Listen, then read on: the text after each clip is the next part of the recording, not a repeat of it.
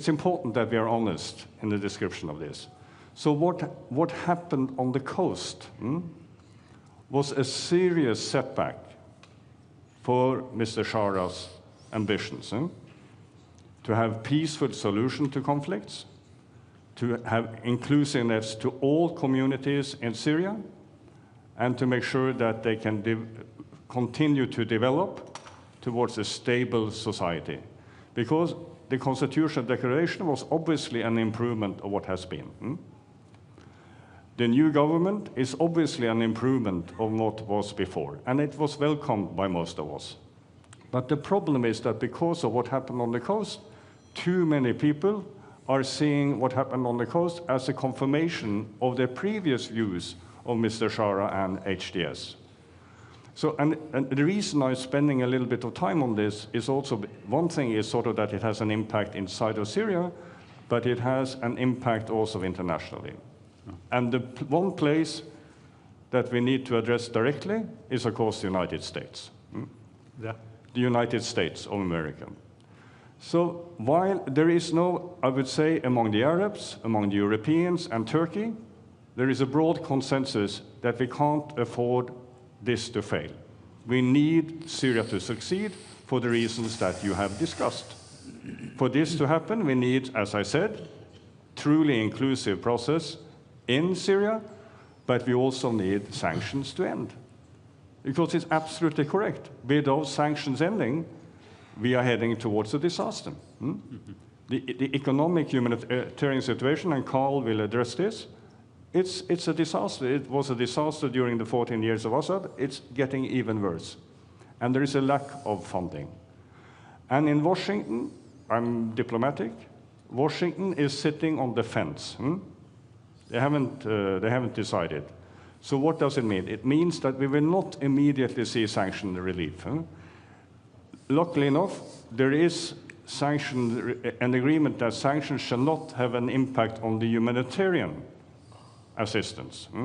And we need to make sure that Turkey, the Europeans and the Arabs, we need to make sure that the message to Washington is make at least sure that that is happening, that we can, that we can actually see that the energy sector is restored, that the financial sector, the banking system is out of sanction, that health and education and the work that the World Food Programme is doing is not impacted by sanction.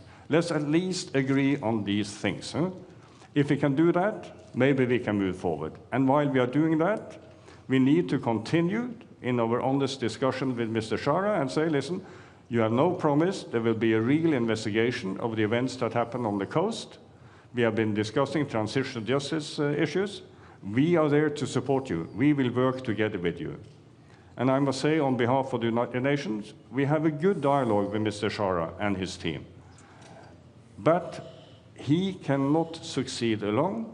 As you rightly stated, he needs also the international community, and much is at stake. And let me just, to finish, the Israelis have to stop what they're doing. Yeah. This is playing with fire. And it is contributing to destabilizing what is already a fragile situation. Thank you very much. Now I'm going to ask Jeff about, is United States of America sitting on the fence on Syria? In my understanding, they are not. Why? Because they are holding the most important card in the issue of Syria, which is sanctions. Even when the Europeans wanted to ease the sanctions, eventually the Americans are the people who are going to, give the final approval or not. So they are not. They are taking position. The fact that Syria, after 4 months, is at this moment in time suffering from sanctions, and the current government, which we are demanding them to show all kinds of flexibilities, cannot provide to the people even daily food, it means we are not on the fence. What is the grand strategy of the United States of America in Syria? And how do you see the game played right now by Trump administration? Yeah, thank you very much. I think it's important for us to understand where this entire war came from. It did not come from Bashar al-Assad.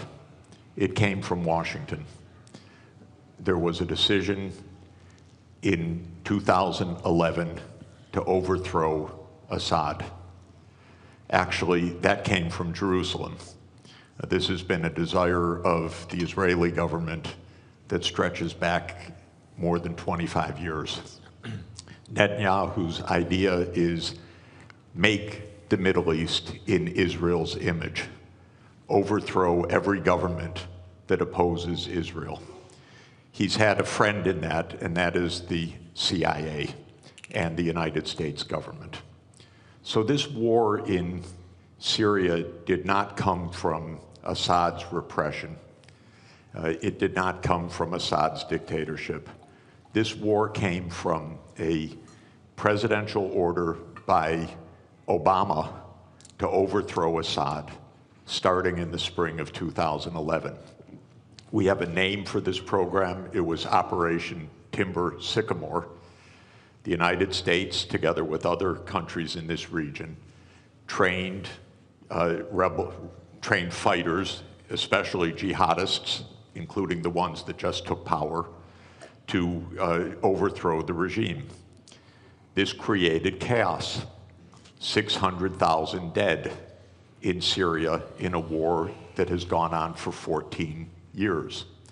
The outcome of this war is what the CIA wanted back in 2011, which is that a jihad group would take power in Syria after being armed by the United States.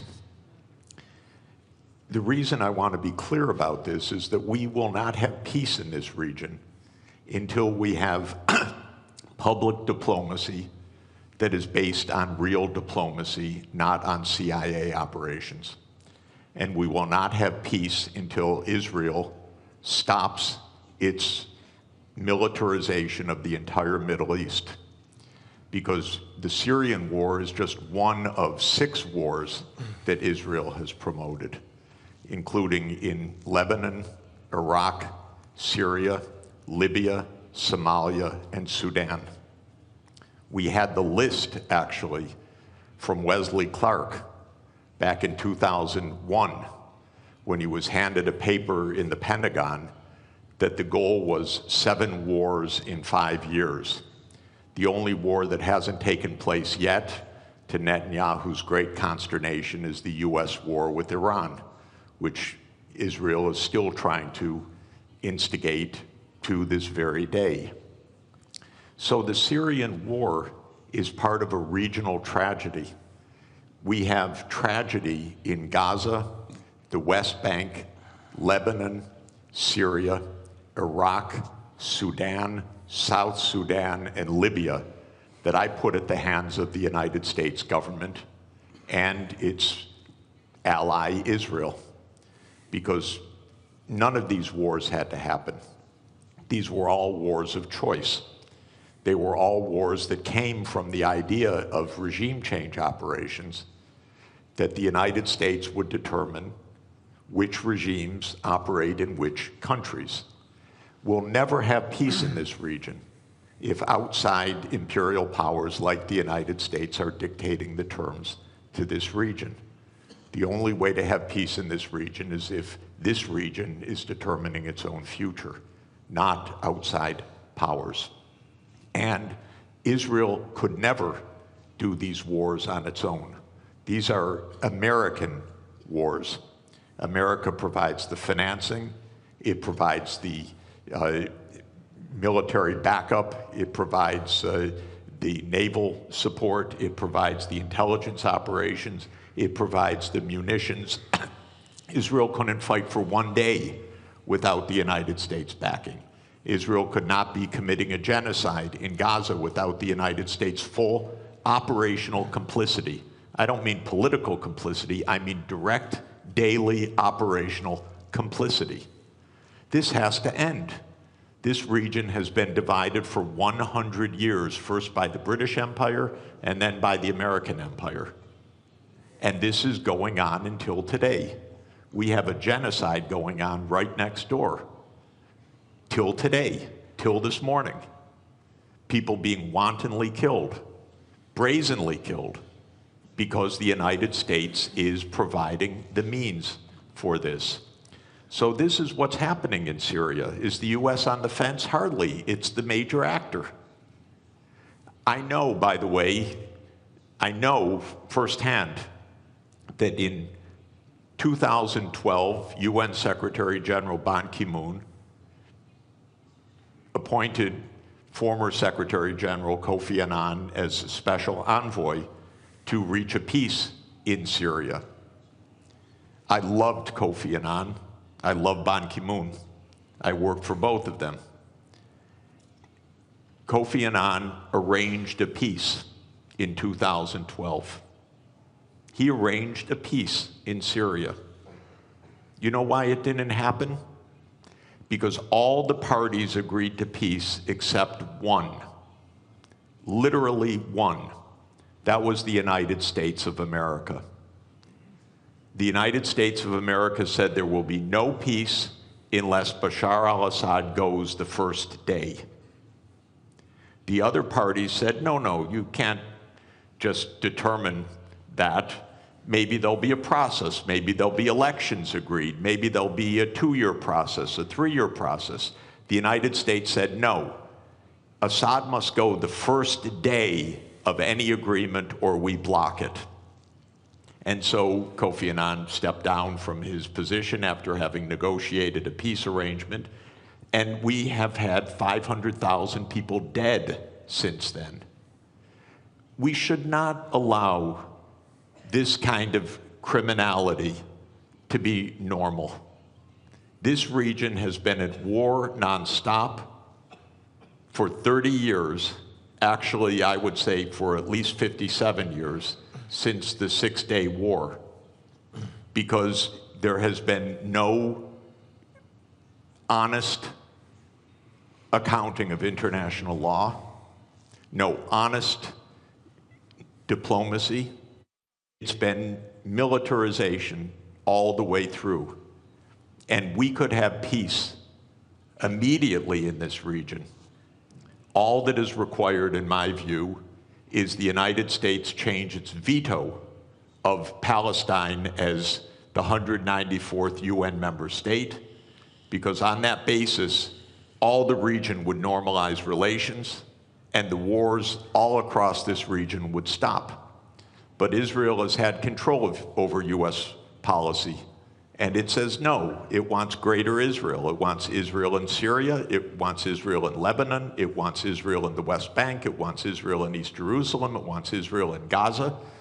And until that stops, we're not going to have peace.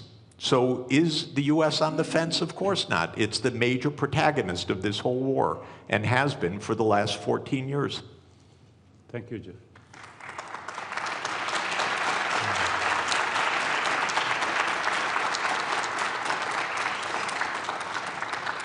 So before we go to the floor, I am going to speak now to Carl. So we have about 9 million Syrians who have been affected. 3 million have severely food shortage in Syria. And the World Food Program has reduced or has been not capable of providing the same budget even currently to the Syrian people. Where are we heading with this? I mean, again, we are in the same loop. We are asking an administration to fulfill certain duties, but the most important duty towards its people is not being enabled for them to fulfill. So don't you think that we are, all of us are moving in a vicious circle? Well, thank you. And first, thanks to the organizers of this important event. I think putting attention to the urgency of delivering on Syria's reconstruction and recovery is really critical. It is a now or never moment in Syria, and the investment needs to be stepped up. You know, the World Food Program is on the front lines in Sudan, in Gaza, in Yemen, in all the crises across the globe. And in all of those, the situation, if anything, is deteriorating. The one exception we now have is Syria, where there is a window of opportunity for improvement. And a lot has changed in Syria over the past 4 months, as we heard. But what has not changed is the suffering of the people, and particularly the most vulnerable. I was recently in Homs speaking to women who basically said that at the peak of the fighting, the situation for them was better because they had food to put on the table of their children, and they don't now. And this is 4 months after the transition. As it comes to WFP, 3 years ago, we were able to assist 5 million people. Now we're down to assisting around 1.5. So in this period, the funding for humanitarian assistance, the capacity for humanitarian assistance has shrunk. And 1.5 people might sound a lot, but like you just pointed to, there are 3 million people who are critically food insecure. That means that you don't know where your next meal is going to come from. So, you know, there is 3 million people who are in that category, and we are just able to assist half of them. And that 1.5 million who are not assisting, these are widowed mothers with more than 5 children, disabled people who have frankly nowhere to turn. So the suffering is deep and real. The capacity is there to deliver. As for WFP, we have field offices across the country. Throughout the war, we've been working in all areas. We have the infrastructure, we have the capacity, we have the staffing. What is lacking is really the money. There are 3 areas that we would like to invest in. One is the more urgent need in putting food on people's tables. In this, we would really like also to quickly recover the bakeries to be able to put bread, warm bread, into the hands of people. We know that also has a psychological impact. We did that during the ceasefire in Gaza.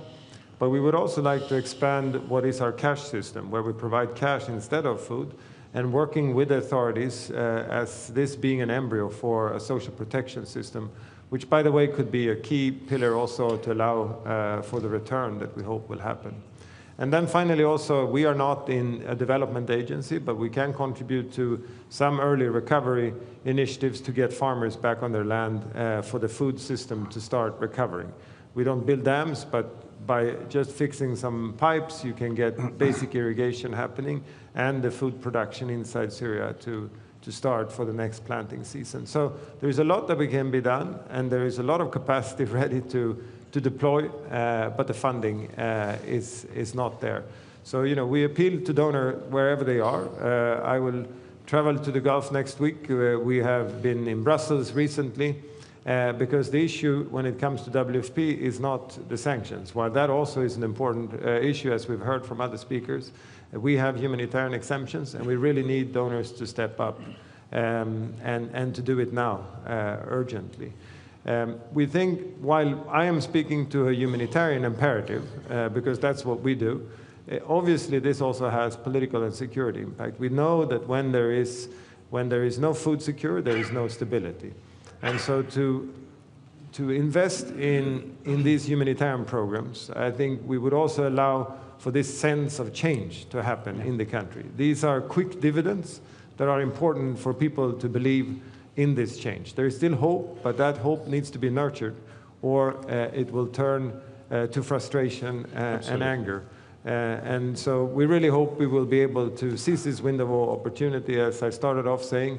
This is a now or never moment in Syria. Thank you very much, Carl. So I would like now to take some comments. I will start with Ammar. Ammar is a Syrian who is from a think tank in Istanbul. Imran, I would like to get his opinion. If there is a microphone that we can get from the technical side. Yeah. Well, thank you very much, and thank you specifically to Mr. Nuh for including me as a respondent in this panel as a Syrian think tank. I wanted to respond, first of all, yes, the US has blocked many initiatives in the past, but I think it started also, it's not one problem in the region. I think one of the major issues that has changed now as a turning point in the regional security order has been Iran. Okay?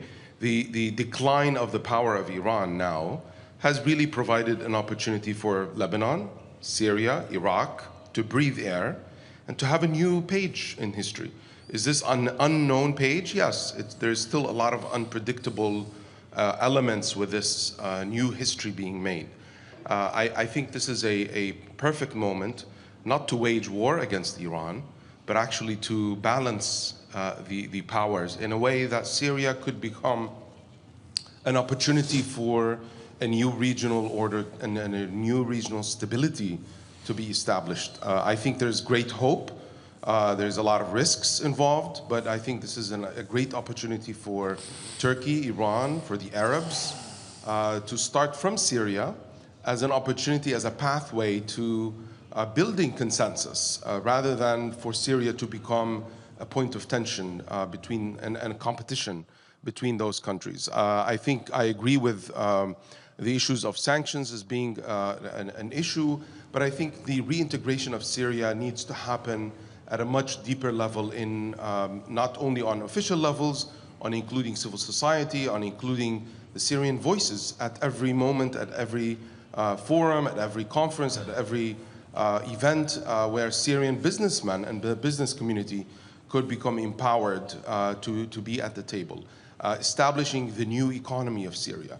We're transforming from an illicit war economy based on captagon, based on terrorism, radicalism, that transcends borders into a new economy of production that Syria has always been known for. And I think countries to begin supporting those initiatives directly, regardless of sanctions, is a top priority. The biggest threat today, obviously, Israel. And I think this cannot be resolved by Syrians, by the new Syrian government, or by any one actor.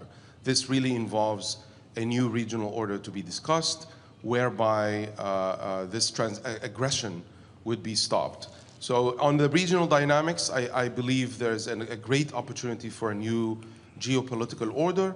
On the domestic one, there's the economy being, I believe, the number one. And then, of course, you can't have social reconciliation without transitional justice. I think those are essential elements on the domestic level to rebalance what happened in the coast, is that transitional justice has not started. I don't know how many minutes I have, but again, I think the biggest thing is that countries are discussing whether we start with the chicken or the egg.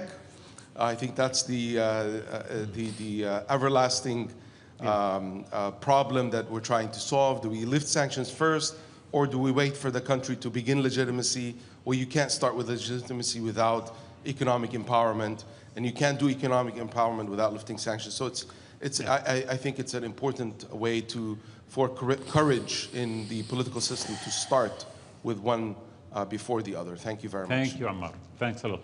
So we are going to have questions to the panel. Please make it very direct and quick, because we'd like to take a few questions before we go back and conclude our session. So, yes, please, you could start here. You can stand up so they can see you. Yes, okay. Thank you so much, moderator, gentlemen on the panel. Extremely enriching conversation. Would have really loved, or let me turn this into a question. Why aren't there Syrians on the panel? I heard, Dr. Nuh, that the foreign minister is gone, but surely there were other Syrians worthy of being on the panel. And mostly, why aren't there any women on the panel? It's a question. Thank you. Thank you. Thanks a lot. Okay. Next question. Please, yeah, we are going to have here.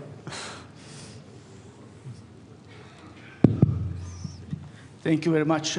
My name is Şener Aktürk. I'm a professor of international relations at Koç University. I have the question about transitional justice and accountability. I mean, many report that up to 500,000 Syrians, mostly civilians, have been killed, many of them with chemical weapons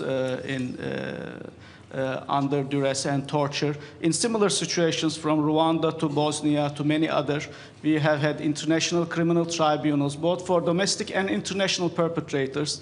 Aleppo has been bombed by the Russian Air Force. Raqqa has been bombed by the American Air Force. So there are many foreign and domestic perpetrators.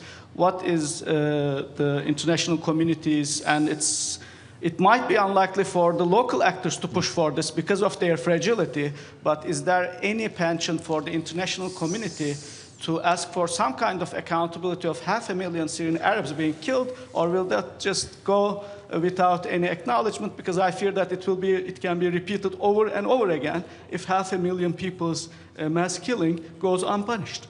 Thank you very much. Okay, any other? Okay, so I see everyone here. Yes, please, Abdul Hamid.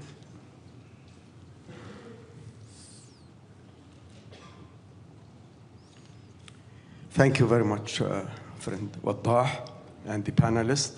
My name is Abdul Hamid Sayam. I am a journalist for Al-Quds Al-Arabi. I am a former UN staff as well. And I want to ask you, Mr. Sachs, that you just gave one explanation to what happened in Syria. It's a conspiracy theory by the US. So the millions of Syrians who went to the street calling for the downfall of Bashar al-Assad, they don't count. Those who went into the street saying Silmiya, Silmiya, those who they paid their price, Ghayath Matar and Hamza al-Khatib, and all these young Syrians shouting in the street in millions. They don't count. Yes, I agree, there was a conspiracy, but not in the beginning, after maybe, of how they diverted the Arab Spring. But the Arab people were fed up with these dictators, and they went to the street, not only in Syria, but in Tunisia, in Egypt, in Libya, everywhere in Yemen. But then the conspirators started their job then, to divert it, to end up with this kind of ruthless dictator. To say, for people to say, oh, we'd have been better off under Gaddafi and under Mubarak and under. So how do you respond to that? Thank you very much. Thank you, Abdul Hamid. So, last question, please. And quick, because we have just about 12 minutes to share with the panel.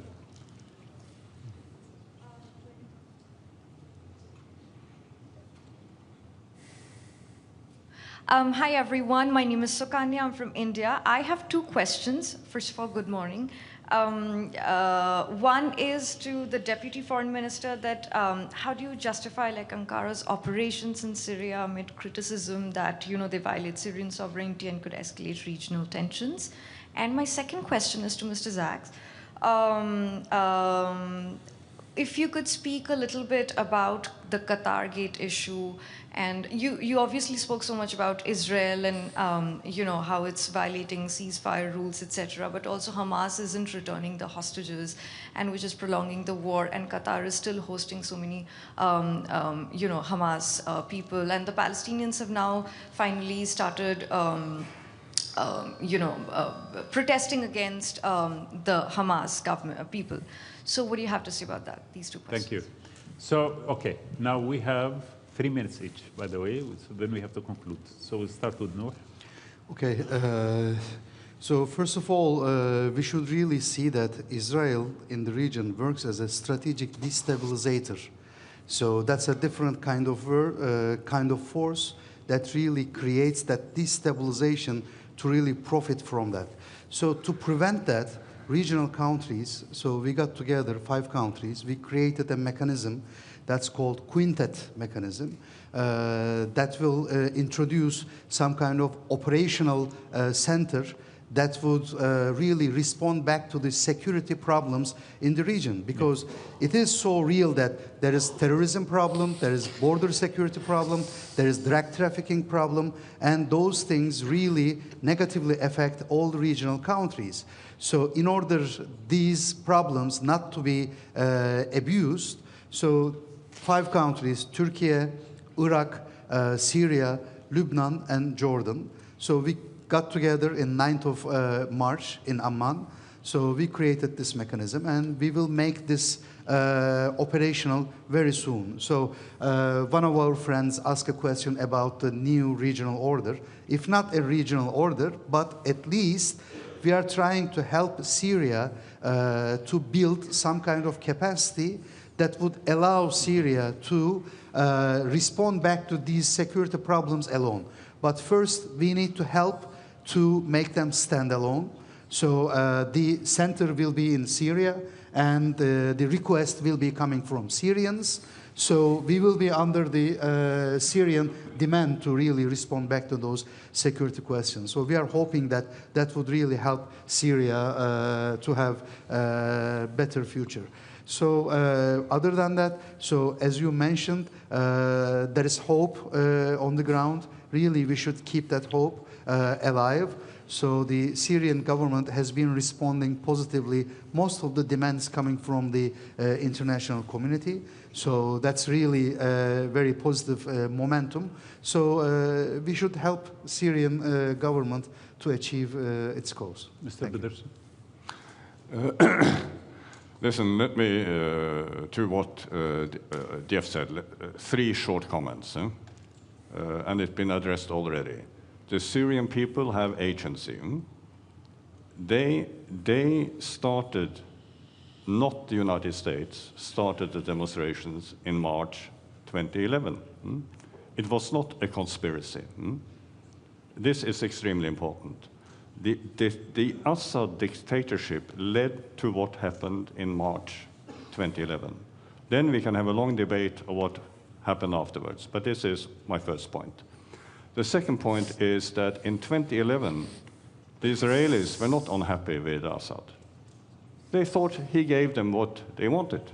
He gave them a quiet Golan. Then there were a few other issues that we can discuss. But let's not distort what was actually the situation in 2011. This is very, very important.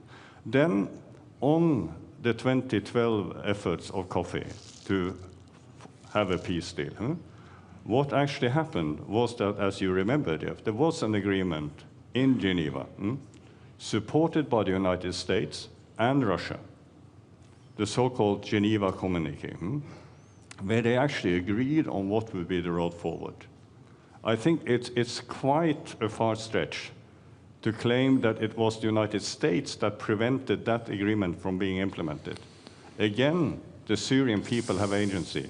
Assad had agency. And, you know, I dealt a few years with the Assad government. They were not prepared to move an inch, not an inch. And in the end, there was a dissatisfaction from Russia, from Iran, from the Arabs, from Turkey, and from the Syrian people. And what we are seeing, what happened from the 27th of November to the 8th of December was not a decision in Washington, it was not a decision in Ankara, it was not a decision in Doha, it was the combined consequences of 14 years of war and conflict and the failure of Assad's policies. And did many things happen in between, you know, Arab intervention, Turkish intervention, American interventions? Absolutely, absolutely. But again, let's not take away the agency for the Syrian people to what is happening in Syria. Do they need the international community, as I started by saying? Absolutely. Do we need to see an end of sanctions? Absolutely. Do we need to see an end of Israeli attacks? Absolutely. But again, the Syrian people front and center. Thank you very much. Thanks. Mr. Sachs. I gave you the platform. Yeah. Yeah. I am not discussing the agency of the Syrian people. I'm discussing the opposite. Do not be naive. Do not think that 600,000 people died because of Assad and the protesters. This was a war. Wars are expensive. They require billions of dollars. They require armaments. And I'm not talking about a conspiracy theory. I'm talking about a conspiracy. And you should know. Everybody go look up Operation Timber Sycamore. Understand what happened in your region. And if you think that calling in the CIA is going to do the bidding of agency in this region, you are sadly mistaken. This region has been manipulated by Britain, France, and the United States for 100 years since the Versailles Treaty. It will not have safety or peace until the United States is out of this region through manipulation and war. You all say, well, it's Israel doing this. It's the same thing I'm talking about.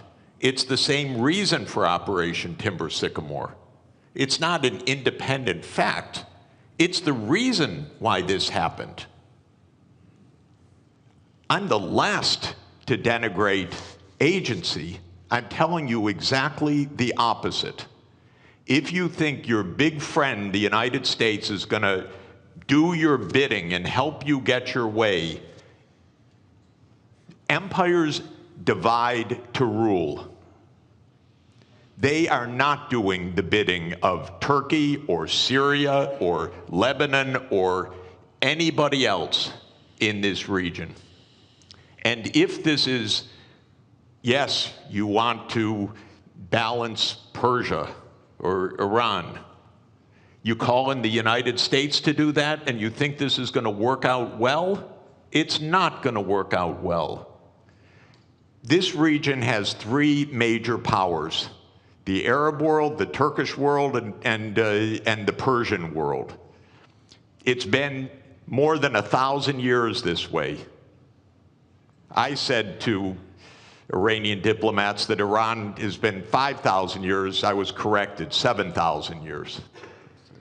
It's a long story. You don't need the United States to pull the chestnuts out of the fire. And don't believe that this happened because of agency of the Syrian people. I'm sorry, I'm not denigrating the Syrian people, just the opposite. I know what happened. I know what my country does. I suspect most of you do too. And it should not be ignored, because the wars are going to continue until we have real agency, not pseudo-agency. And by the way, there is no international community. We're trying to make one, but it doesn't exist right now. That's the tragedy in this world. There is no community. There are interests. There are militaries. There are regime change operations. This is not community. We need real community. And by the way, I give every day my volunteer time to the UN for 25 years because I believe in it. It's my life commitment. So I believe in community. I also happen to know that the United States blocked the agreement in 2012. I'm sorry, I won't elaborate. But the United States blocked it, and I know it. Well, I know it too, Joe. I know, okay. But I know it from Kofi, sorry. Perfect. I too. Carl.